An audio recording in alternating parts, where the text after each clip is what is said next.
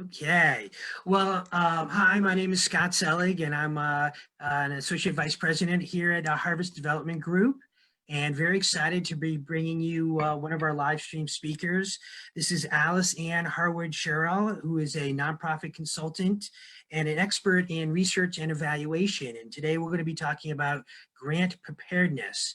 And as we all know, really, seeking finances is one of the biggest challenges during the COVID-19 crisis. And so hopefully, and I know that this webinar is going to help us with some resources towards achieving that goal. So very happy to be with you, Alice Ann, today. Yeah, thanks for having me. Sure. The series is great. So I hope that everybody is tuning in. And if you're watching live today and haven't looked at any of the previous sessions, do log in, take a look. There's great content and some really great information to take into your work life. So and personal too.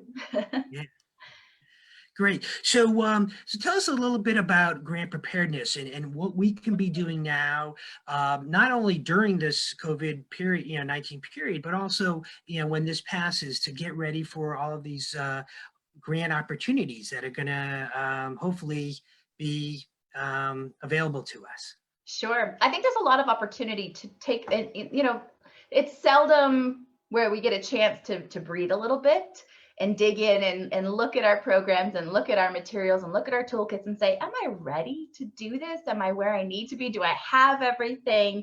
And have a space where you might be able to catch some folks who are usually on the run at your organization that you have a hard time pinning down.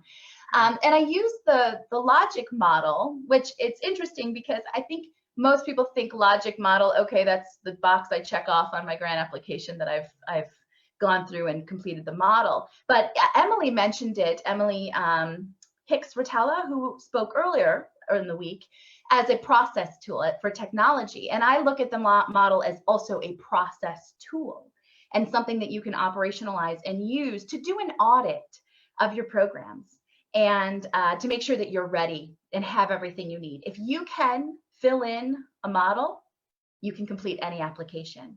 So if you have everything you need and no gaps or no blank spaces in your logic model, you're actually completely prepared. So I made a few notes because I could talk about this for weeks on end. And I want to make sure that I keep myself focused. I'm actually going to go through the model itself and talk about each little component. What are the pieces that you should have as your audit?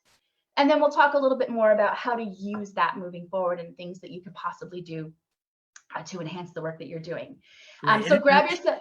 Oh, and I'm sure that if we don't cover everything, you'll be available maybe for some questions down the road, and we're more than happy to facilitate that as well. So absolutely. So grab a sheet of paper, give yourself 2 rows and 8 columns, and we're going to dig in. So we're going to start with column 1.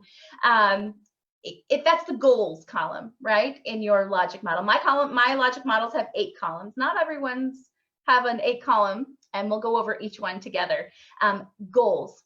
And in this first category, you should have 1 to 3 core goals. Again, this is breaking everything down program by program versus trying to look at your organization as a whole. If you do an audit for every single program, that will give you a little more of the detail to help you get into specifics to help with decision making and to also have what you need to really articulate your proposals going well moving forward. So the first column, it's the goals column, and you should have 1 to 3 core goals. If you start to list goal upon goal upon goal upon goal in this column, take a look at those and ask yourself, is this an intended outcome? Or is this a goal of the program? The goal is really meant to be an overarching big theme that's captured in that core essence of what a program does and why it exists. So the second column, we're going to leave blank right now. We're going to skip right over it, and we're going to go to third. I keep it second because I feel like it's the most important, second to the overarching goal, but I always do it last. So we're going to come back to column number 2, and we're going to jump right over to target audience. So your target audience, as you're doing an audit of your program, do you have your internal data? Do you have not just the counting heads and the numbers of people participating, but do you have the information and data on them? Do you have age? Do you have preferred ethnicity? Do you have, how they identify with gender-wise? Do you have economic information? Do you have the details of your participants? And do you also have external data to support that internal data? Do you have information from the census on the communities that you're serving? Do you have health information if that's applicable? So there should be both internal information included here and external. If you're just counting heads, you're not complete. You have some gaps in your information for your target audience. If you jump over to the next column, which is inputs, what do you actually have to make this program happen? So the inputs I would look at in different categories. Who are the people? Who are the people that make this program happen? Do you have their bios on hand? Do you have any of their specific certifications? Do you have the information about the people who make things happen? Even your volunteers might be a critical people to include in this group. Then your buildings, what spaces do you have? Do you own them? Do you rent them? Do you actually know the square footage? Do you know the purpose of those? Do you know the kind of traffic they get? Do you actually know how to articulate those brick and mortar spaces, right, that you have to use for your programs? Equipment, this is any gear, this is technology. What are your data tools that you're using? Anything that goes into making a program happen, both in the planning, in the housing of the program, and the execution of it. Those are your equipment inputs. And then your existing program outputs. Is this an existing program? Did you, in year one, create a policy? Did you create a diagnostic tool? Did you create a survey that was built off of participant responses in the first year that you've now incorporated into year two? So this is also a chance in your audit to say, am I still operating with my logic model that I sent in for my seed funding before I launched my pilot? Or have I updated this? Are we looking at this model as an opportunity to say, where have we grown? What's changed from that first initial pilot model to what program theory we're using now based on the outcomes? And Alice-Ann, how important is it to show that change or what you've learned from that pilot to this application? Absolutely critical. I think when you're looking at sustainable funding, not just that let's launch this program, but how do you get a funder to commit for multiple years? How do you get the long term? How do you leverage the support you got from a funder to get funding from another source to show trust? That change, those trends, that mapping that out and showing what you're learning as you go is absolutely essential in making sure that you get renewed funding year over year. We're talking to some funders, and they really appreciate organizations who can pivot when they've learned information after their pilot, as opposed to people who become rigid and hit their head against these barriers. If you see barriers that are blocking success, they want to see you pivot around it, and they really, I think, can reward that in some cases. There's almost a level of excitement when a funder sees. I've experienced that with funders, when you've realized everything we thought should happen isn't happening. Why? And when you find some pieces of that puzzle and some solutions to overcome, there's a level of excitement within the funder that's, yeah, we did it. We figured it out. This is great. We're going to keep moving forward. And there's that sustained commitment because of that level of excitement in the progress of the program and what you're learning and how you're evolving in your implementation to make sure you're achieving impact. Absolutely. My background in the tech industry, we use the design theory approaches, and it's all about cycling through and learning and progressing and modifying and pivoting if you need to. So and I think the nonprofit community can learn from that. Absolutely. And that's another way the logic model can be used, operationalized. It's not just this piece you have to have in your supplemental information. It's actually a usable tool that you can pull out and use for planning. You can pull out and use for assessment. You can use as you're implementing to make sure you're doing what you said you were going to do and using the resources that you said you had available to you. So absolutely, very similar parallel to that design thinking. The other thing in inputs that I think gets left out a lot are partners. Who do you work with? Who else? How are you involved with them? To what extent? Do you have all of this information that you can plug right into that column in your model and then be able to translate that into a greater text? Right. We're seeing, again, from the funding perspective, they really are looking for collaborations. They really want nonprofits to reduce those silos that we all work in, and to really work across different different areas, and collaborate more, because we've got a lot of nonprofits who have the same mission, and they should be really collaborating. Or B, you can learn from nonprofits that have different populations they're focused on, but have a lot of best practices that you can really implement. And so we're seeing a lot of emphasis on breaking down those silos, and more collaboration. So I think the partner piece is very important. Absolutely. And I think also it's really to create systemic change, to create real long-term change. Those partnerships are critical. We can't do this in isolation. Right. So while we may be distancing one another, we are not in isolation. We're still working together. And the more we can do that and find partners, the greater likelihood there is that we can actually make a systems change happen. Absolutely. Yeah. Let's jump over to the next column, which is activities. So this is what actually happens. We started in input saying, what do I have to make it happen? What are those physical things I have? Oh, funders. I forgot to mention that in inputs. All of the funding you have that currently, can you list all of your funders and how much? Is it specific to any piece of it so that you know if there's designated funding? Can you quickly identify that as part of your model, as part of your audit, to say, oh, well, yes, of course, I can make sure I know what isn't funded in this program and what is funded with this program. It's very important to be able to articulate that. Then we'll jump over to activities. Activities are what happens. And this is a column that I actually fill in and recommend to clients to fill in a timeline order. And then you actually have a timeline. If it's asked for in your proposal, you have a timeline in your logic model, and you can just extrapolate from that and put it into, or turn it into, a different format. What goes into those activities? So planning.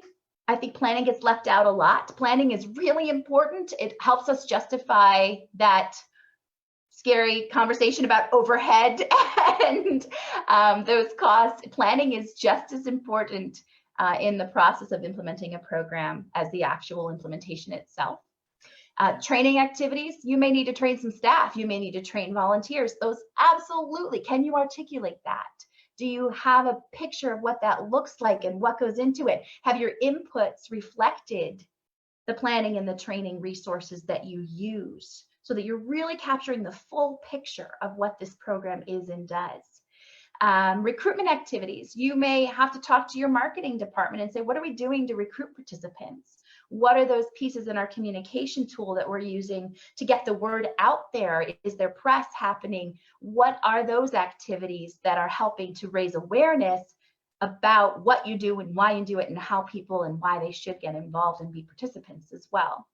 And then your actual implementation. What do you do? What is your intervention? What is your support? What is your service? What do you do? Those steps and those pieces. And then data capture and measurement. And not just data capture and measurement, but the analysis piece. What are the activities? Do you have in your inputs? Who's involved in that process? So the activities are more than just the kids show up, we do this with that. If it's a youth program, it's starting from that planning all the way down into assessment, and how do you synthesize it? Who else at the organization looks at it? How is it used in decision making? So those activities are much broader, I think, than what we often submit to a funder. There's two models. There's the model that gets submitted to the funder that's used to help those reviewing the grants get a nice, concise picture. And there's the logic model that you use, that's meaty, that it gets a lot of writing on it and gets wrinkled and printed and isn't just digital, that really becomes a useful tool that you're actually operationalizing as part of your work. Hey, Allison, so do you have any great suggestions for data collection tools? I think, a lot of our nonprofit partners really struggle with data collection. We're great at providing services, but then we forget that we should be collecting on tape? Absolutely. Yeah. I am currently in the process, and I'm excited about it. I've just finished an MS in Nonprofit Management and Philanthropy. And part of that, my research was specifically around data collection tools for analysis and for decision making. And there are two types of tools, and as soon as Internal Review Board approves it, I'll be able to launch some diagnostics out there that we've created as a result of this research. But there are types of tools that are tools that collect data that's kind of just your baseline information, the quality of your data. Who is it? Where do they live? Counting heads, that kind of data that doesn't give you a lot of information about the changes you're making happen, but really captures the baseline of who you're serving and what you're doing, correct? Then there's the type of tool that is very contextual, that gives you changes, that talks about environmental influences on participants, that talks about the program influence, that measures those specific changes and trends and other influences. So there's two types of data tools. You have your CRM, which is your sort of baseline data. Then you can actually maximize that CRM and start to extrapolate data from it to look for changes, to look for patterns, to look for trends, to look at how things are moving with those changes. And as those, if you're interested in more of that, as soon as we are able to go live with some of our we have created a diagnostic tool to look at the tools you're using, how to rate them, how to make sure they're balanced.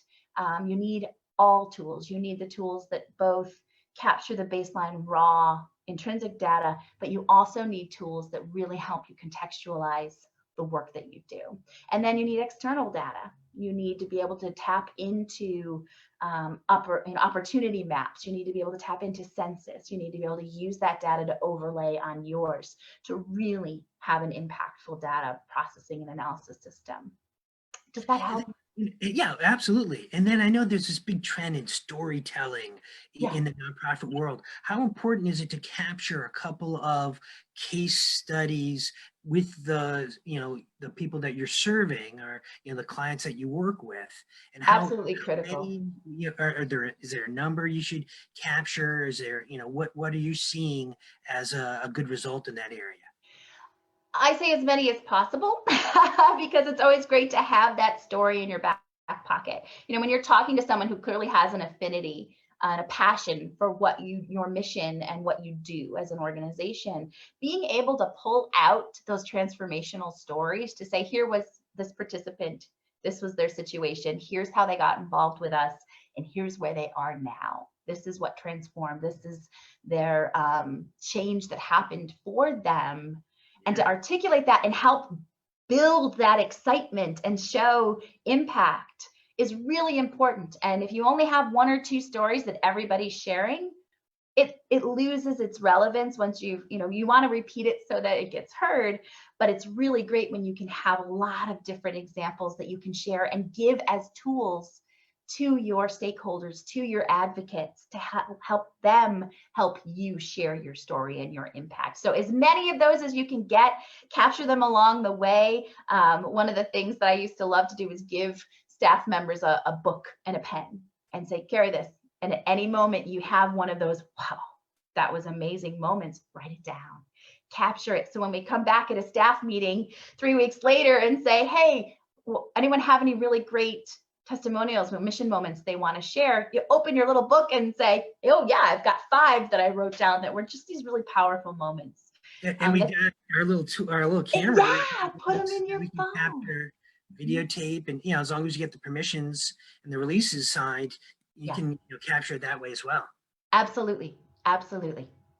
Great. Good question. So outputs, that's our next column, folks, outputs. Now, outputs and outcomes are these fine, nuanced, beautiful things that so many folks tend to confuse, which is easily done.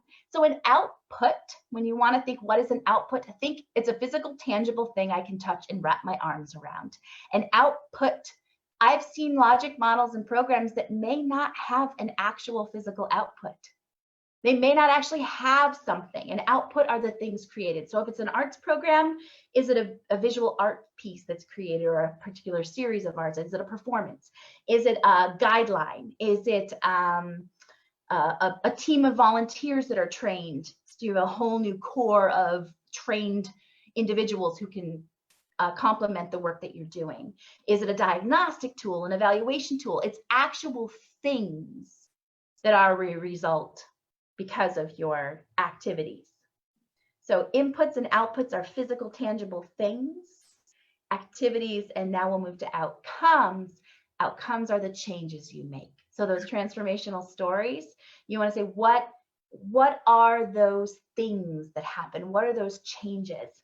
Is it academic improvement? Is it policy change? Is it improved health specifics? So what are those changes that result because of your activities that you can rule out environmental factors or other things influencing? What are the things that you can show that you have made happen because of your program?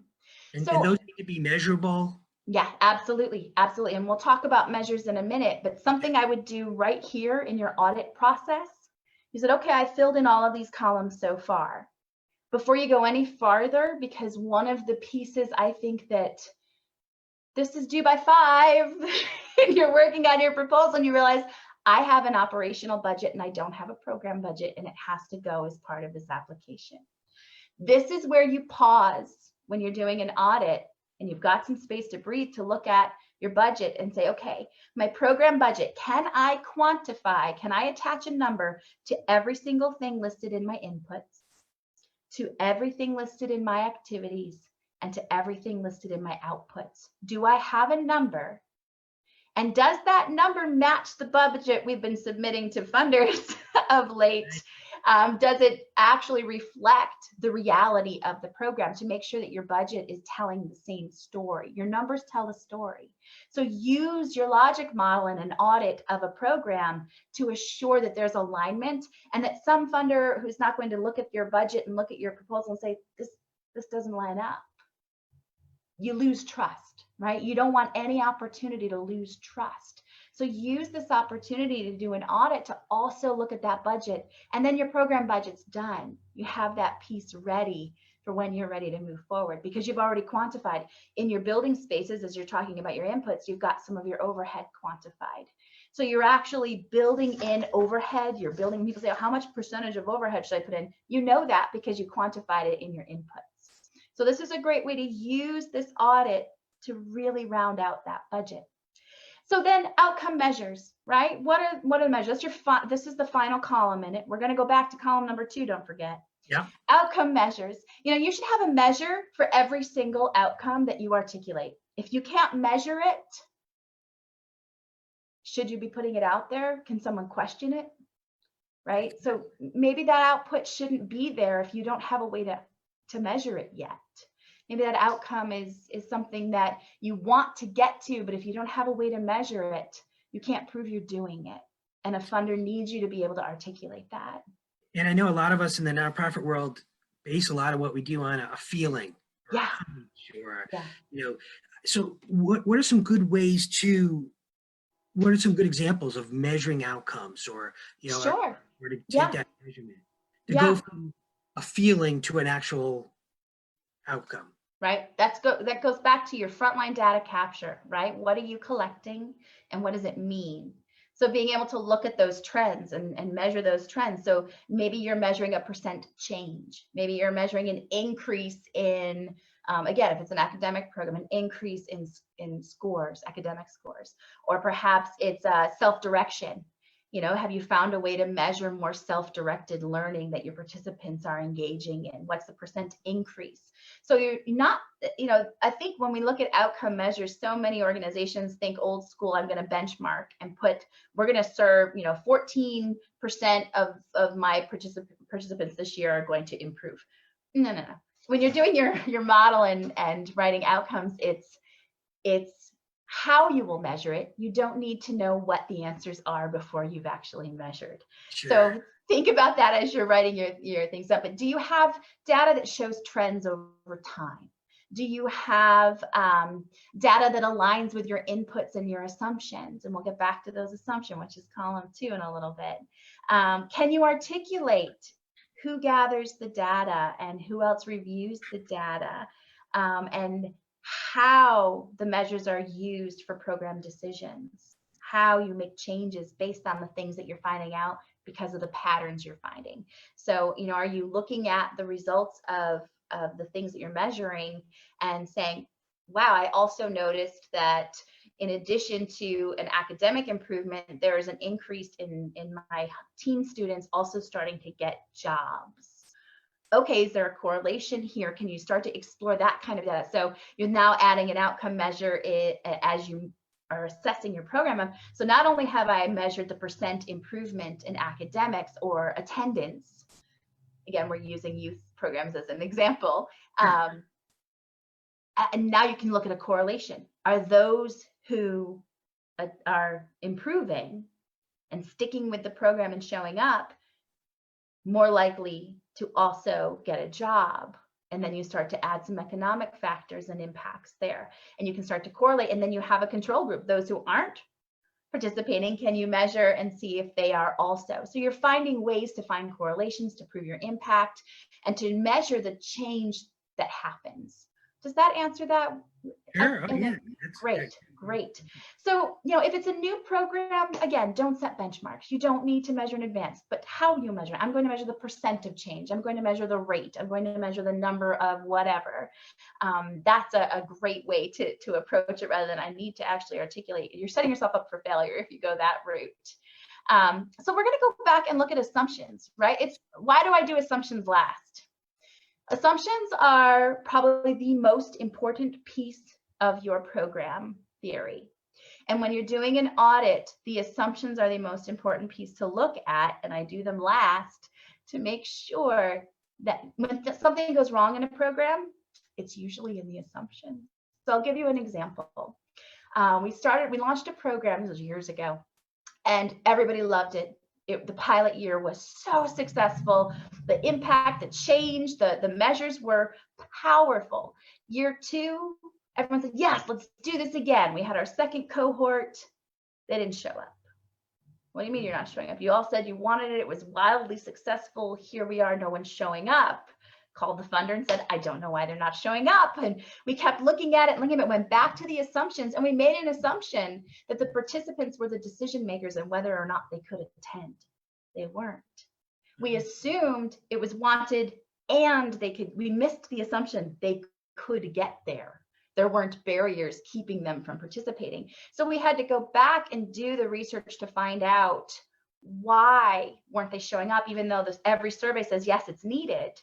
Now we needed to uncover why, even though it was needed, the participation wasn't happening. Once we figured that out and found a solution, we altered the program theory, but the assumptions piece is critical. So every time something has not turned out as anticipated, the assumptions have usually been off. So the assumptions are, what are the most basic? People want this. People will come. They have capacity to come.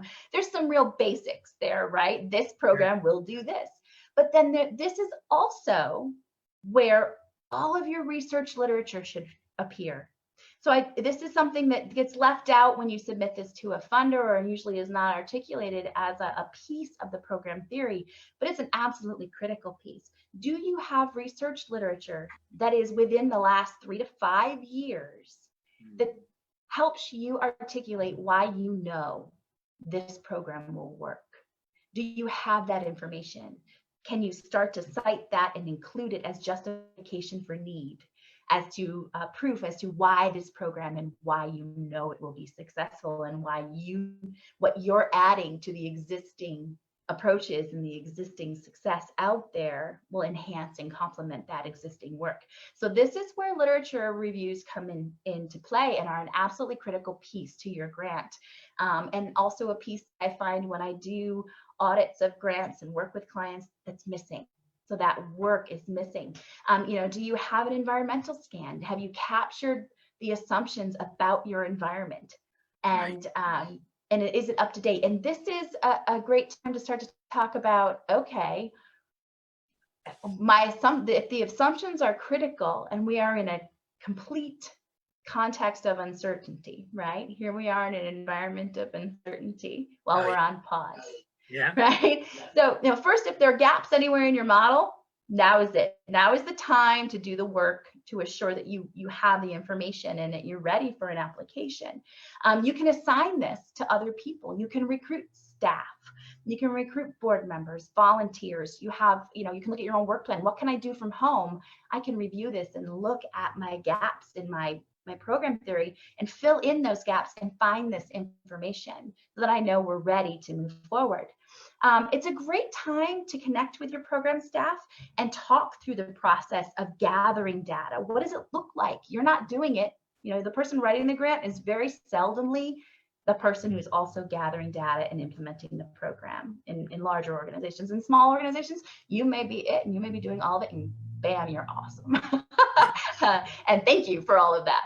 But it is a good time to really talk with your program staff and build a relationship and help build a buy-in with how you as a development person or whoever working from the fundraising side, how you support them and how you help their success, but how they can also really help you in your process. So this is a great time to reach out to that staff and to find out how do you make sure you can best fund that program for stability, and that has a lot to do with what happens on the front lines. So it's a time of distancing physically, but this is a time to create connections with your entire organization and to reach out and help the whole organization embrace that philanthropic culture and help understand what it means to have the support of the development team fundraising for you and how you can work together and create a synergy that really accelerates and helps increase that income and increase the impact simultaneously. So the audit and auditing program by program helps you provide the tools not only to be ready for your applications, but in this time of uncertainty, there's a lot of opportunity to start looking at your assumptions and looking at your inputs and doing this audit to say what's going to change and help decision makers have the raw material they need to make decisions. And doing it program by program, supports your proposal process and your applications moving forward, but also supports that decision-making process. So, bring folks in and say, can someone do this literature review? Can someone do some research? You're home, you've got your laptop, you can't go anywhere. Can you log in and find some data, find some peer-reviewed studies out there that support the work we're doing? It's a great task for an intern. Yeah, absolutely. Absolutely. If someone's looking for something to do. Yeah. Yeah, a volunteer. Yeah. Can someone do an environmental scan to make sure that you really are up to date, but also get the pulse of what's changing out there with everyone around you? Can you have your colleagues and your organization get into some affinity groups to really see what's happening? Data collection, cost analysis, savings, budget. Are there places that you can create efficiencies? The audit will really facilitate a look at your mission, your impact, and your fiscal stability. So I think there's some opportunity to use that to say what's going to change, who of my partners might drift away, who of my partners are really able to continue to pick up where we might have to pull back, and really start to use that audit process to take a leadership role in asking the hard questions about the future and to start considering them now.